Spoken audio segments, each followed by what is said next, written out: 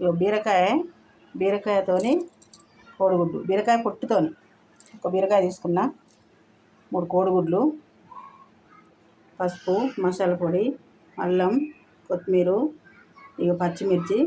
ఈ పచ్చిమిర్చి మెత్తగా దంచుకోవాలి రోట్లేసి. ఈ బీరకాయను కడిగి మంచిగా పొట్టు గీరుకోవాలి.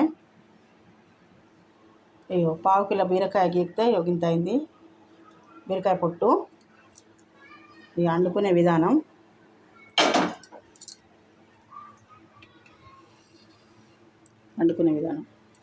ఒక పావిడి నూనె పోయాలి. ఇలా పావిడి నూనె కొంచెం బాగా పట్టాలి. నూనె పోసి స్టవ్ వెలిగించుకోవాలి.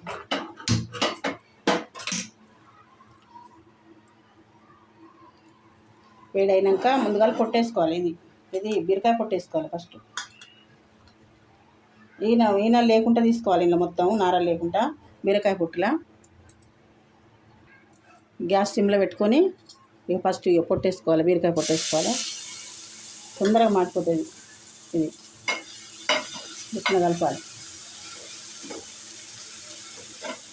మంచిగా కలిపి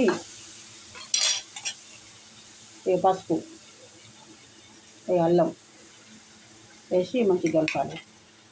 కొద్దిగా ఫ్రై అయినాక పచ్చిమిరపకాయలు పేస్ట్ ఇందాక ఇక నూరుకున్నాం మెత్తగా నూరినాయి పచ్చిమిరపకాయల పేస్ట్. ఇక కొద్దిగా ఫ్రై అయినాక ఇక పచ్చిమిరపకాయల మీద వేసుకోవాలి. కారం ఉంటేనే కమ్మ ఉంటుంది. ఇది కొంచెం అంత కారం ఉండాలి. ఇది మంచిగా కొద్దిగా ఫ్రై అయినాక కోడిగుడ్లు పోసుకోవాలి. ఇది ఫ్రై అయింది, ఒక 5 నిమిషాలు వేయించుకుంటే అయిపోతుంది, సరిపోతుంది. కొద్దిగా ఉప్పు నేను పచ్చిమిరపకాయలు కొద్దిగా వేసిన, చూసుకుంటే వేసుకోవాలి, ఇష్టం అవుతుంది. ఒకసారి కలిపి కోడిగుడ్లు పోసుకోవాలి.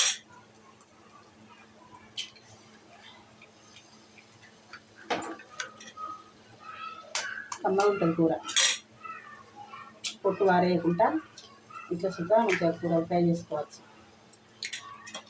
ఎంతో ఇష్టంగా తింటారు పిల్లలు, పెద్దలు. కమ్మగా ఉంటుంది. ఇక 3 కోడిగుడ్లు పోసిన, 1/2 కిలో బీరకాయ పొట్టుకు 3 గుడ్లు పోసిన. కొద్దిగా మంచిగా ఇది మొత్తం కరిగేటట్టు కలపాలి. కలిపి కొంచెం మూత పెట్టాలి. మొత్తం కలిపి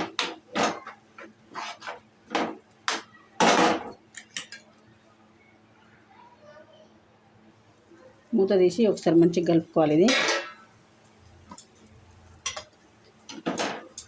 మూత పెడితే ఏంటంటే మంచిగా కలిసి వస్తుంది. మంచిగా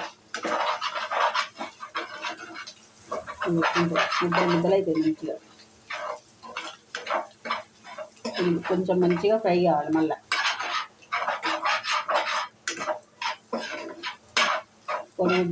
కోడిగుడ్డుతో బీరకాయ పొట్టుతో కోడిగుడ్డు పొట్టు వారేయకుండా మంచిగా కమ్మగా దశ వండుకోవచ్చు.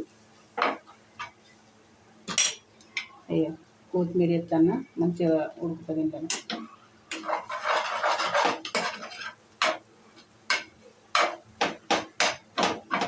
కొంచెం ఫ్రై కావాలి.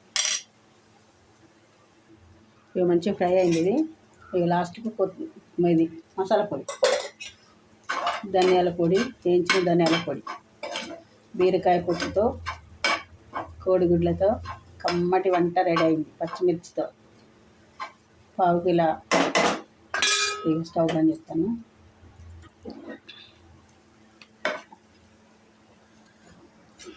కమ్మటి వంట, బీరకాయ పొట్టుతో కమ్మనైన వంట. బీరకాయ పొట్టు, కోడిగుడ్డు, పచ్చిమిర్చి. ఒక 1/2 కిలో బీరకాయలు తీసుకున్న, 3 కోడిగుడ్లు, చెటాకు మిరపకాయలు మెత్తగా దంచి మిర్చి పోపులు వేసుకోవాలి. నచ్చితే లైక్ చేయండి, నలుగురికి షేర్ చేయండి.